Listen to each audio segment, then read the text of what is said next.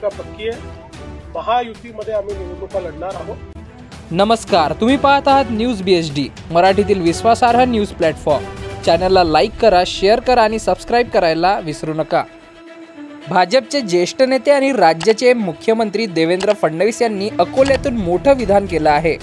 ते म्हणालेत, आमची भूमिका पक्की आहे, आम्ही महायुतीतच निवडणूक लढवणार आहोत।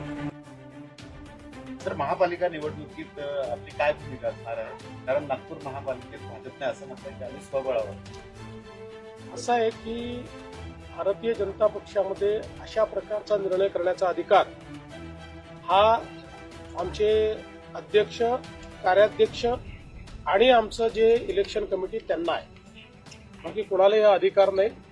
आमची भूमिका पक्की आहे। महायुतीमध्ये आम्ही निवडणुका लढणार आहोत। एखाद्या ठिकाणी जिथे शक्य नाही त्या ठिकाणी मैत्रीपूर्ण लढत होती। येत्या महानगरपालिका निवडणुकांसाठी भाजपने आपली भूमिका स्पष्ट केली आहे। महायुती म्हणजे भाजप, शिवसेना शिंदे गट, राष्ट्रवादी अजित पवार गट आणि इतर मित्रपक्ष। फडणवीसांनी अकोल्यात बोलताना हे जाहीर केलं की भाजप कोणत्याही परिस्थितीत महायुतीचाच भाग राहील। अकोला जिल्ह्यात भाजपचं बळ असून या विधानामुळे स्थानिक राजकारणातही हालचाली वेग घेत आहे।